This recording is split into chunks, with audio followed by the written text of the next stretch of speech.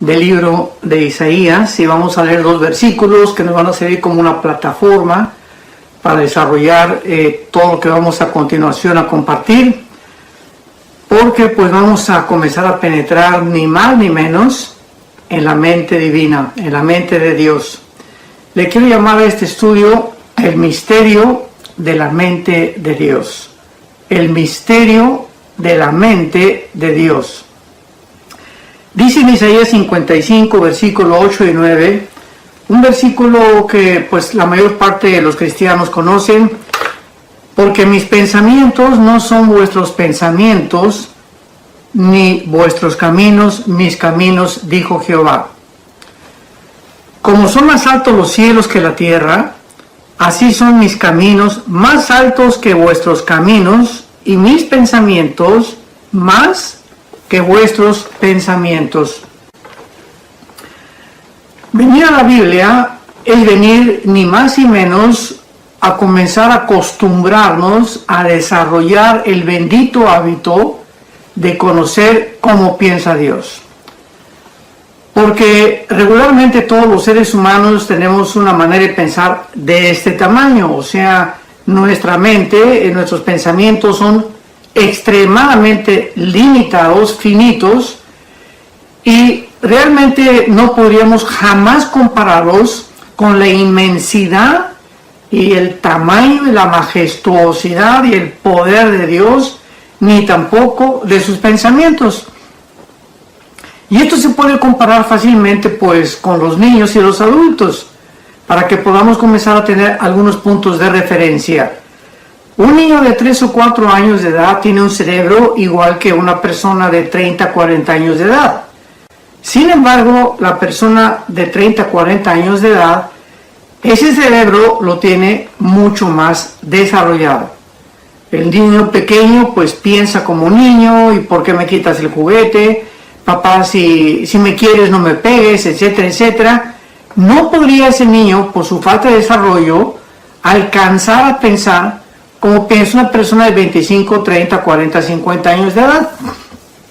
Bueno, pues más o menos esta referencia nos puede ayudar para poder comprender que nosotros, comparados con los pensamientos de Dios, no habría absolutamente ningún límite que podríamos nosotros fijarnos para poder decir, ya hemos alcanzado a pensar o a entender por qué Dios hace lo que hace.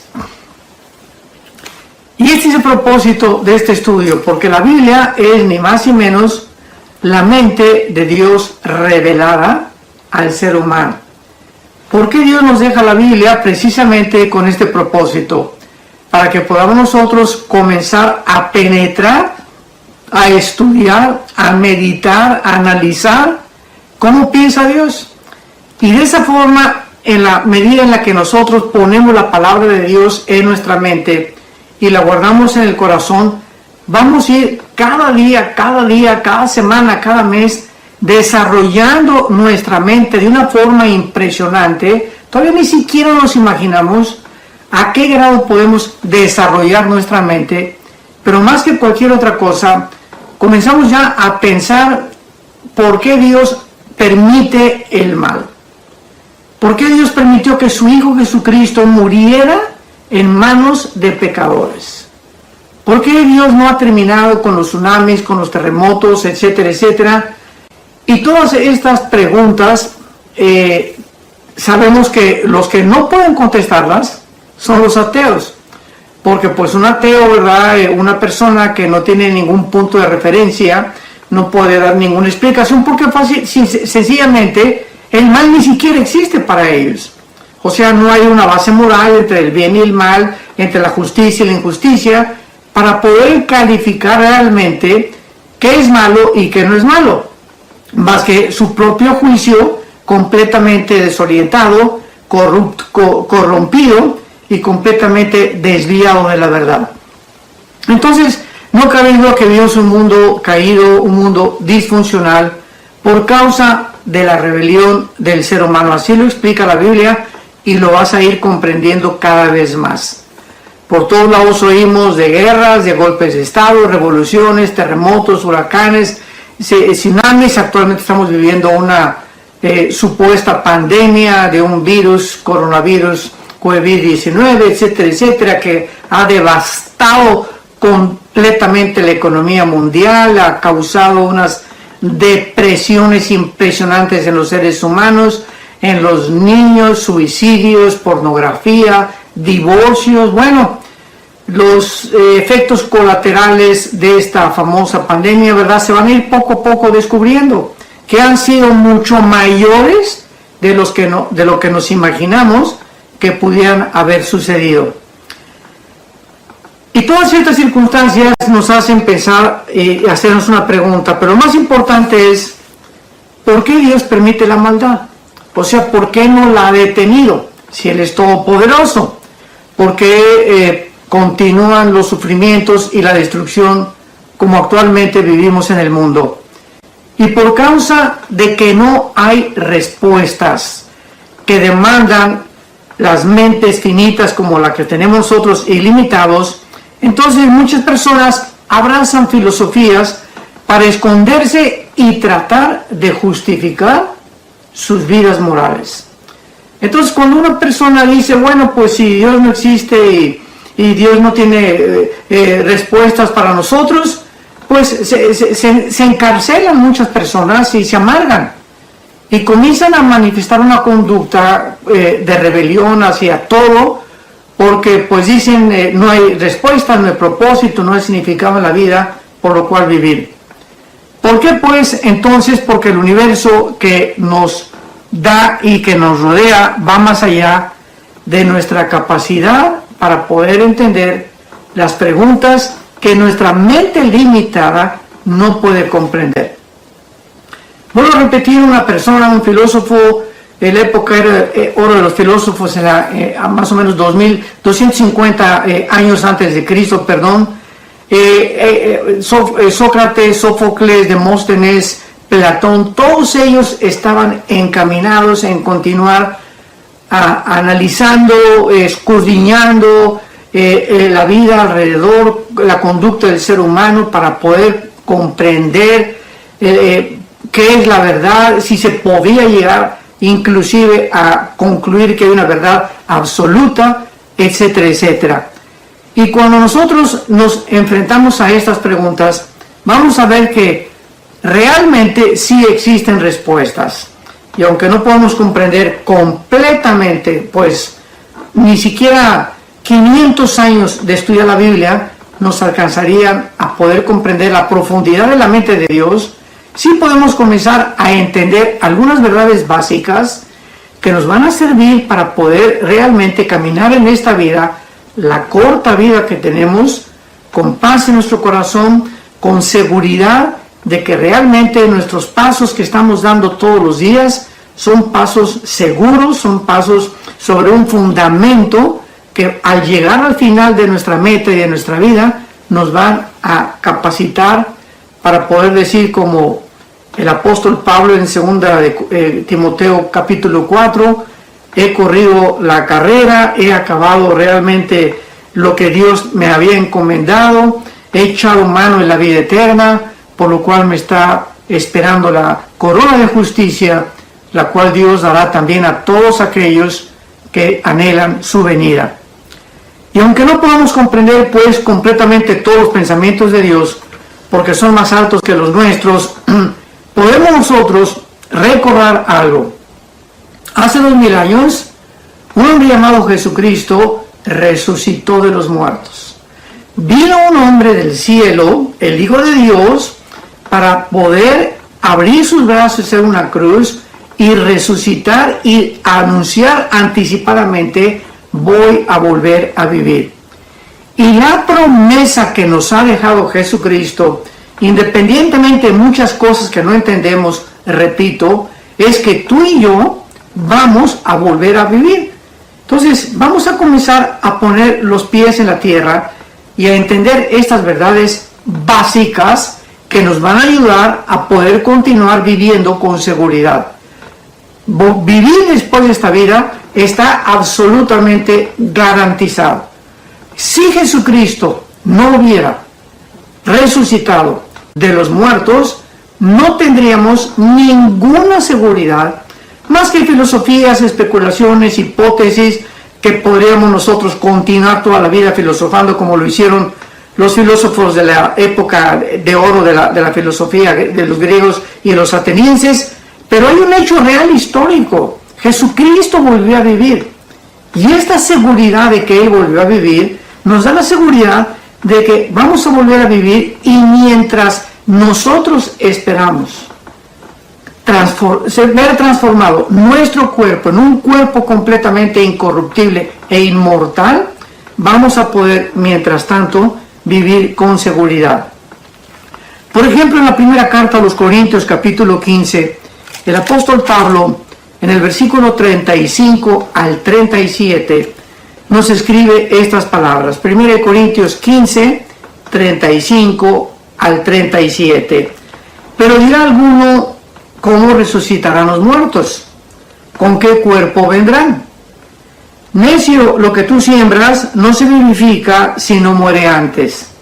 Y lo que siembras no es el cuerpo que ha de salir, sino el grano desnudo, ya sea de trigo o de otro grano.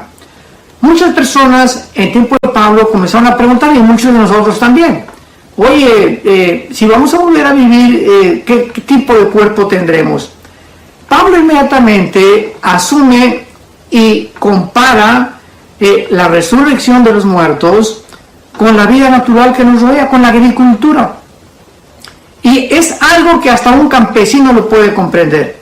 Y Pablo dice: tenemos una semilla de cualquier especie, de trigo, o podemos tener una semilla de higos, o de manzana, o de naranja, o de papaya, etcétera, etcétera. Y esa semilla tiene un cuerpo, ¿verdad? Tiene un cuerpecito chiquito la semilla. Pero dentro de la semilla existe un potencial impresionante, ahora sí que podemos decir un código genético escrito que alguna mente inteligente puso para que cuando esa semilla aparentemente, ¿verdad?, que no tiene ningún valor, tú la pones dentro de la tierra, al contacto de la tierra, del agua y de la lluvia y del sol, se rompe esa semilla y sale completamente algo diferente a lo que tú enterraste, con un cuerpo completamente diferente. Entonces, Pablo dice exactamente el mismo ejemplo en la resurrección. Cuando nosotros muramos, este cuerpo va a ser como una semilla, pero tenemos el potencial dentro, que es el alma y el espíritu, que es inmortal, para que cuando este cuerpo sea enterrado y nos coman los gusanos y sea deshecho o quemado, o de la forma en la que vayamos a morir, pueda dentro el alma y el espíritu resucitar, y con un cuerpo completamente diferente al cuerpo con el que nos enterraron. Entonces, esta ilustración es maravillosa. Y en el versículo 42 del mismo capítulo 15 de Corintios, Pablo continúa diciendo: así también es la resurrección de los muertos. Se siembra en corrupción, resucitará en incorrupción. Se siembra en deshonra, resucitará en gloria. Se siembra en debilidad, resucitará en poder. Se siembra cuerpo animal, resucitará cuerpo espiritual. Porque así como hay cuerpos animales, hay cuerpos de peces, hay cuerpos de aves y hay cuerpos humanos, ¿verdad? Entonces el cuerpo de nosotros, de los seres humanos, está diseñado y adaptado para el medio ambiente donde nosotros nos desenvolvemos. El cuerpo de las aves tiene otras especificaciones, otras características que Dios diseñó para que el ave pueda vencer la fuerza de la gravedad, elevarse en los cielos, ir con las diferentes corrientes de aire por diferentes partes del mundo, con unas alas impresionantemente diseñadas. Los peces tienen otro cuerpo, un cuerpo diseñado para poder vivir dentro de su hábitat, de su medio ambiente, que es el agua, con branquias especiales que les capacitan vivir dentro de ese medio. Pues así como nosotros tenemos 4 tipos diferentes de cuerpos diseñados por Dios: el cuerpo humano, el cuerpo de las aves, el cuerpo de los peces y el cuerpo de las aves, así también hay cuerpos espirituales. En la otra dimensión que nosotros todavía no alcanzamos a percibir con nuestros 5 sentidos, el cuerpo de los ángeles. Los ángeles tienen un cuerpo diferente al de nosotros. Sin embargo, ellos pueden entrar a nuestra dimensión, donde tú y yo vivimos en este planeta, regido por las leyes cósmicas que nos rodean, y los ángeles se pueden materializar. O sea, esos cuerpos que ellos tienen se adaptan a otra dimensión, a la otra vida, y se adaptan a esta vida en la que tú y yo únicamente podemos sobrevivir. Por eso dice la Biblia que la carne y la sangre, o sea, un cuerpo humano, no está adaptado para vivir fuera de la atmósfera.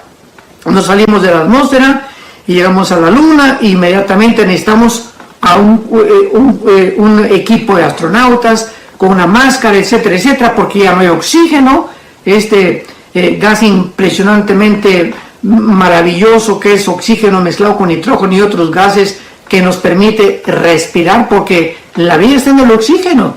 Cuando nos tapamos la boca, pues ya no respiramos, ¿verdad?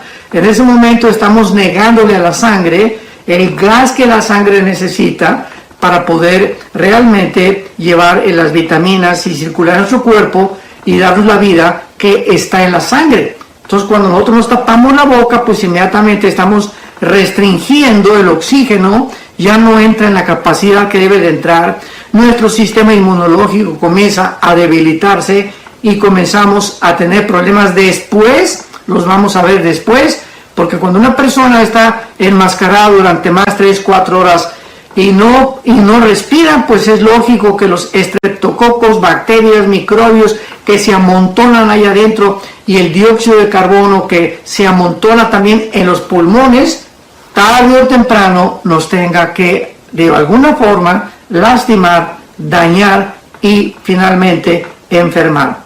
Pero pues estamos en este mundo, ¿verdad? Que es una locura completamente, y podemos ver que realmente tenemos que adaptarnos a muchas cosas que van en contra de nuestra propia salud, pero que sin embargo a la luz de los expertos es la forma de sobrevivir. Bueno, podemos preguntarnos ahora también, ¿podríamos realmente disfrutar el mundo venidero el que nos está esperando, o sea, el cielo, a no ser que hubiéramos podido compararlo con el mundo y la maldad en la cual vivimos? No, la respuesta es no. ¿Podríamos nosotros también comparar el amor y la misericordia de Dios si no hubiéramos conocido la maldad? La respuesta es tampoco. Entonces, fue de una forma maravillosa en la sabiduría de Dios que por amor mismo nos creó. O sea, al crearnos Dios, Él quería que nosotros conociéramos su amor, su misericordia, su compasión, la bondad, la mansedumbre. Pero ¿cómo podíamos conocer esas cosas y esas virtudes benignas, maravillosas, bondadosas, positivas, si no podríamos compararlas con lo otro, que la antítesis del bien es el mal? La antítesis de la alegría es el lloro, es el padecimiento, es la tristeza. Entonces, para poder apreciar algo, tenemos que también compararlo, tener un punto de referencia para poder realmente decir, esto es mejor que aquello. ¿Me van siguiendo? Entonces, Dios permite que el mal entre al mundo por amor. ¿Cómo que por amor? Por el amor de Dios, Él lo hizo. O sea, Dios quería en su amor que nosotros conociéramos ese amor. Pero ¿cómo podríamos conocer ese amor si no conociéramos lo opuesto al amor que es el mal? Entonces Dios permite esto que entre al mundo, que es el mal, como ha tenido ya aproximadamente 6,000 años, pero al mismo tiempo, hace 2,000 años, Él baja del cielo inmediatamente a recordarnos que todo ese mal por el cual nosotros tendríamos algún día que pagar, porque la paga del pecado es la muerte, viene Dios y Él toma ese mal que tú y yo teníamos que pagar y lo pone sobre el cuerpo de su Hijo Jesucristo. Y en la cruz del Calvario, Dios nos dice, si tú me quieres culpar de que yo permití el mal, si tú me quieres culpar de que yo soy el autor del mal, te voy a dejar completamente sin armas, te voy a desvestir completamente, porque ahora en lugar de que tú pagues por eso de lo cual me estás culpando, yo lo voy a llevar en la cruz, para que ya no tengas ninguna justificación de poder decir, bueno, ¿por qué permitió Dios el mal? Ahora yo te contesto, lo permití y yo mismo estoy pagando por él. ¡Wow! En ese momento nos quedamos completamente sin poder discutir. Comenzamos ya a entender la mente de Dios. Comenzamos a entender que detrás de muchas cosas que nosotros todavía no entendemos, se encuentra su sabiduría. Y se encuentra una mente que es mucho más alta que nosotros, y los pensamientos también y sus caminos más altos que nuestros pensamientos. Ahora vayamos a un libro maravilloso en la Biblia, que es el libro de Job. El libro de Job. Y aquí encontramos una de las más difíciles y severas verdades acerca del sufrimiento. Porque en este libro de Job nosotros vamos a encontrar que al final del libro de Job y después de todo lo que este hombre padeció, Dios permite que le cuestionemos. Dios no se enoja porque tú le digas, Señor, yo no entiendo por qué me pasó esto, no entiendo por qué mi hija se murió, no entiendo por qué mi hijo se murió, no entiendo por qué se cayó mi casa, no entiendo por qué pedí mi trabajo. Todas estas preguntas son válidas porque dice en Salmo 103 que Dios se acuerda de nuestra condición. Se acuerda que somos barro, o sea, somos seres humanos finitos. Él no es un dictador. Él está esperando que nosotros lo cuestionemos, pero de una forma mansa, de una forma humilde, como lo hizo Job. Porque veamos la diferencia. Una persona puede experimentar algo trágico en su vida y decirle, Dios, ¿por qué me permite esto? ¿Por qué permite que atropellaran a mi perro? ¿Por qué hiciste esto y aquello? Y ve tú el otro ejemplo. Señor, yo no supe por qué permitiste que atropellaran a mi perro Fido. Yo no entiendo por qué me está pasando lo que está pasando. Señor, yo te pido que me ayudes a comprender lo que estoy atravesando. ¿Ven? O sea, dos caracteres completamente diferentes, y la actitud es lo que determina si Dios te va a contestar. Si tú te acercas y, ¿por qué esto y por qué aquello? Y estás enojado con Dios, Dios se queda en silencio, no te contesta. ¿Por qué no te va a contestar? Simplemente porque tu actitud es que estás demandando, estás tratando de contender con alguien superior a ti, y con esa actitud, esa persona no te va a poder contestar. Imaginemos otra vez otro punto de referencia a un niño con un filósofo. A ver, ¿por qué no me enseñas la forma E igual a mc al cuadrado, como la forma de la teoría de la relatividad de Alberto Einstein? La energía es igual a la masa por la velocidad de la luz al cuadrado.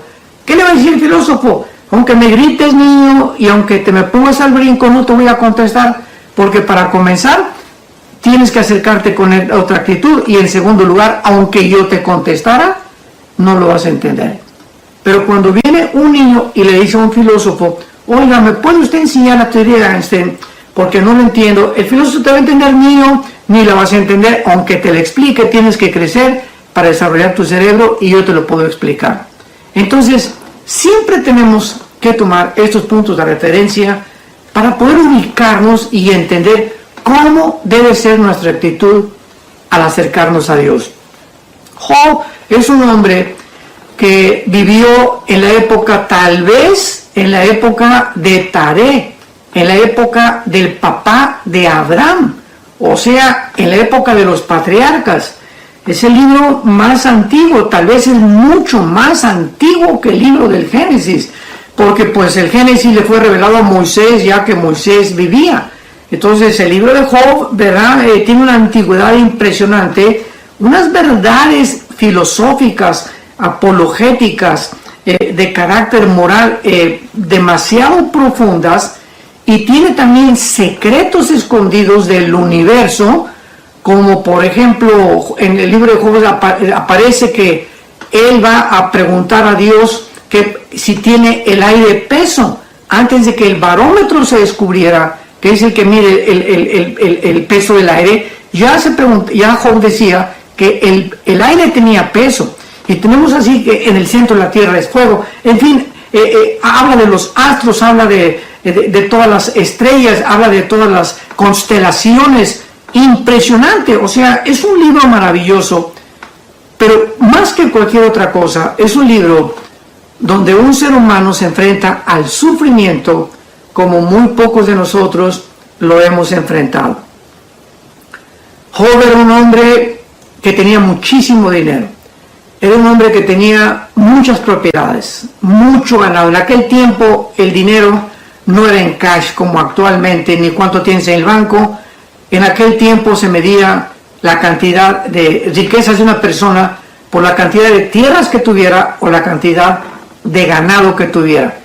Y Job tenía ovejas y tenía camellos y tenía de todo, ¿verdad? Y tenía hijos también. Y de repente, ¿verdad?, pierde todo de la noche a la mañana. Y vemos desde el capítulo 2 de su libro que cuando todo esto sucede, él expresa algo donde nos muestra la integridad de este hombre y de su carácter y la impresionante confianza en Dios, aunque él no entendiera qué estaba pasando en ese momento. ¿Por qué permitía a Dios que le quitara lo que le estaba quitando? Job simplemente dice: Dios dio, Dios quitó, sea el nombre de Jehová bendito. Y luego viene la esposa y le dice: maldice a Dios. ¿Para qué estás bendiciendo a Dios? Maldícelo. Y Job, otra vez, en lugar de decirle a su esposa o decirle, verdad, ya ve, tú no me estés molestando, le dice Job a su esposa: como una mujer fatua, como una mujer tonta has hablado. Es todo lo que dice Job a su esposa. Ya no vuelve a quejarse de su esposa en todo el libro. Bueno, después de todo esto que pasa Job, que es un ejemplo maravilloso para nosotros, vienen tres amigos de él, cuatro realmente, disque filósofos, y ellos comienzan a hacerle aún todavía más agudo su tormento, porque le comienzan a decir: es que realmente tú lo que estás pasando es por tus sufrimientos, por el pecado, algo has de haber hecho, algo traes por ahí, por lo cual Dios te está castigando. Otra vez estas personas, amigos de Job, en aquel tiempo, recordemos, no tenían la Biblia, no tenían el conocimiento que tenemos tú y yo ahora de los caminos y los pensamientos de Dios. Entonces, ellos no tenían un punto de referencia para poder entender la mente de Dios. ¿Por qué Dios le permitía a un hombre bueno, a un hombre justo, a un hombre manso, un buen padre de familia, fiel a su esposa? ¿Por qué le permitía a Dios a Job estos sufrimientos? Y ya después de todas las argumentaciones durante los casi 42 capítulos que tiene este libro maravilloso, al final encontramos nosotros en el capítulo 37 que Dios confronta al final a Job, porque le comienza Job a cuestionar: Padre, ¿por qué esto? ¿Por qué aquello? Etcétera, etcétera. Y comienza Dios a tratar de demostrarle a Job su finitud, la mente tan pequeña que él tenía, y que era imposible que comprendiera todo el plan de Dios que se estaba desarrollando en el mundo invisible a través del mundo terrenal, para que él pudiera comprender y entender de que era imposible por su capacidad intelectual jamás poder responderle a Dios el por qué realmente sufría lo que sufría. Y vemos entonces nosotros que su inhabilidad de comprender los propósitos y consejos de Dios era la causa por la cual Dios trata con él, y para ti y para mí, que vivimos muchos años, muchos siglos después de que vivió Job, podamos nosotros comprender, comenzar a desarrollar la mente de Dios, y porque detrás de cada suceso que enfrentamos en la vida se encuentra la sabiduría de Dios. Pero veamos estos versículos, Job capítulo 37, versículo 19 y 20. Y dice, muéstranos qué le hemos de decir, porque nosotros no podemos ordenar las ideas a causa de las tinieblas. Vamos a ubicarnos, comenzamos a poner los pies en la tierra. Tenemos tantas tinieblas en la mente. Hemos nacido con una mente completamente envirulada, le podría yo llamar así, como los virus que entran a las computadoras y te amuelan el programa que tú tienes y le impiden a la computadora realmente funcionar adecuadamente. La Biblia dice que nacimos envirulados, que nacimos con un virus que se llama el pecado. Y el pecado, ¿verdad?, ha trastornado nuestra forma de pensar. Y no hemos podido realmente desarrollar esta comprensión de los caminos y los pensamientos de Dios por causa del pecado que ha trastornado y ha envirulado, ha entenebrecido nuestros pensamientos. Entonces, es lo que dice Job 37, 19. No podemos ordenar las ideas a causa de las tinieblas. O sea, realmente hasta que nosotros le permitamos al Espíritu Santo entrar a nuestra vida, el Espíritu Santo dentro de nosotros, ¿verdad?, viene, ahora sí que viene a contrarrestar el virus con el cual nacimos, y comienza el Espíritu Santo a sacarnos, a despejar completamente todas las tinieblas que nosotros traemos de generación en generación, genéticamente heredado por nuestros padres, abuelos, antepasados, los profesores en la escuela, en la universidad, nos implantaron religiones equivocadas, filosofías equivocadas, que ateísmo, agnosticismo, escepticismo, materialismo, darwinianismo, evolucionismo, etcétera, etcétera. Todos estos programas envirulados son la causa por la cual funcionamos como funcionamos, pensamos como pensamos, simplemente porque realmente necesitamos un lavado del cerebro. Y este lavado nos lo da el Espíritu Santo al entrar a nuestra vida, al recibir a Jesucristo como nuestro Señor y como nuestro Salvador, y comenzamos de ahí en adelante a entender poco a poco los pensamientos y los caminos de Dios, que nos da seguridad, nos da paz. Ahora entiendo por qué esto, por qué pasa aquello, etcétera, etcétera, y eso nos mantiene con una paz que sobrepasa todo entendimiento, que es la actitud correcta que debemos los seres humanos mantener, porque ahora la misma medicina y el mundo científico comprueba que la paz es el estado perfecto del ser humano, porque mientras tú estás en paz contigo mismo, mientras tu conciencia no te está acusando de nada, mientras estás en paz con tu prójimo, mientras sabes que no debes a nadie para que te persiga, mientras tú sabes que tienes una relación perfecta con Dios todos los días, mientras sepamos, ya lo sabemos, que todos tenemos que morir, esa paz que debe gobernar nuestra vida es la que nos va a dar completamente la seguridad y la comprensión de los caminos de Dios. Yo no puedo venir a la Biblia como una pepita en comal, y Señor, y aquí, y nervioso, y en un estado de estrés y de ansiedad, porque en ese estado el Espíritu Santo no se puede comunicar conmigo. Tenemos que venir en un estado completamente de relajamiento espiritual, de tranquilidad, de saber que todo está bien y que Dios está al control de todas las cosas y que nunca, nunca nada nos va a faltar y nunca jamás nos va a abandonar. Y finalmente, en el libro de Job, capítulo 40, versículo 8, dice la Biblia: ¿invalidarás tú, le pregunta Dios a Job, invalidarás tú mi juicio? ¿Me condenarás para justificarte tú? O sea, otra forma de pensar.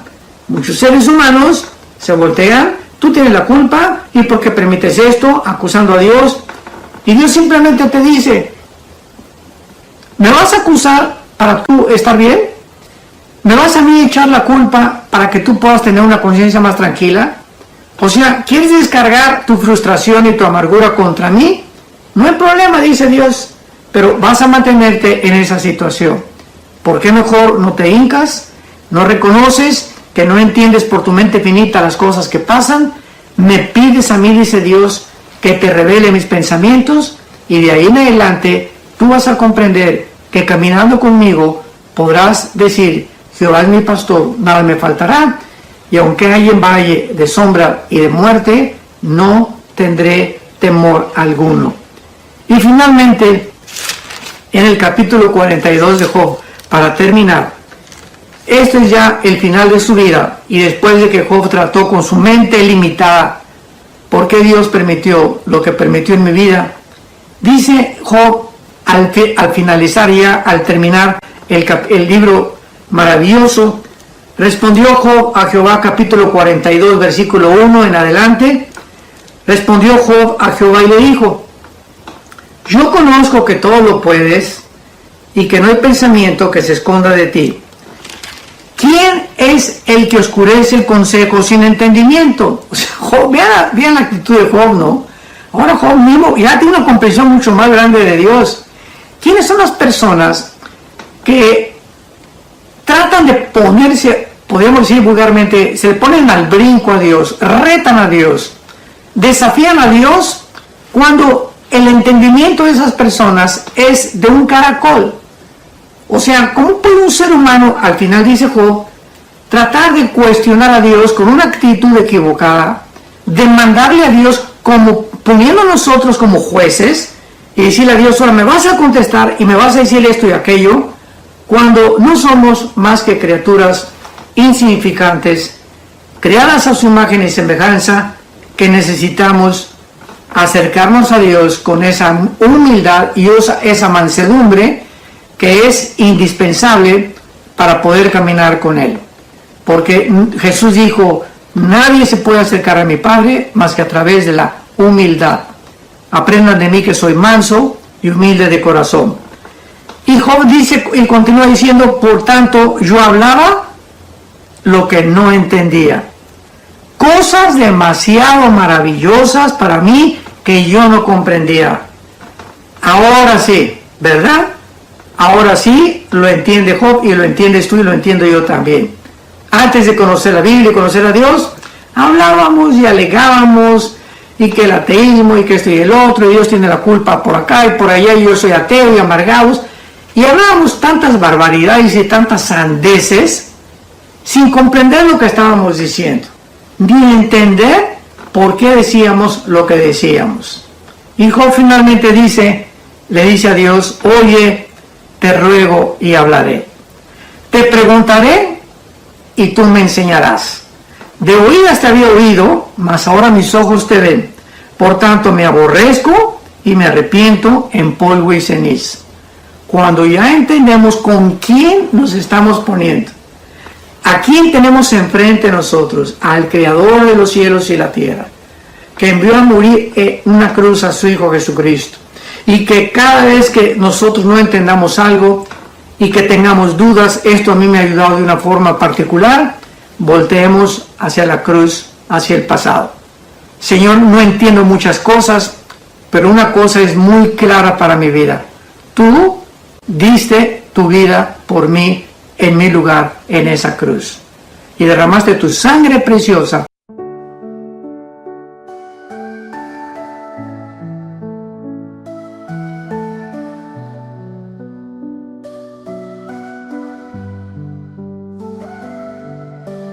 In the night, all alone, empty streets, heart of stone, memories fade, but I know I regret losing you so. Shadows fall, holding tight, echoes call deep in night. Thought you would stay, never go. Now you're gone, feeling sure. Lost in time forevermore. Miss your smile, miss your core. Can't go back, can't restore. I regret losing you forevermore. Old songs play in my mind, sweet and warm, left behind. What went wrong? I can't tell. Living now feels like hell. Rain falls down my heartaches. Every sound of it takes.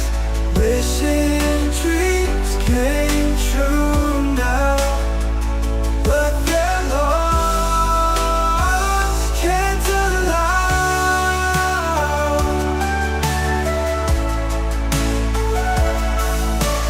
Rain falls down my heartaches.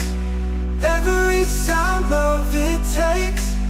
Wishing dreams came true now, but they're lost, can't allow. Lost in time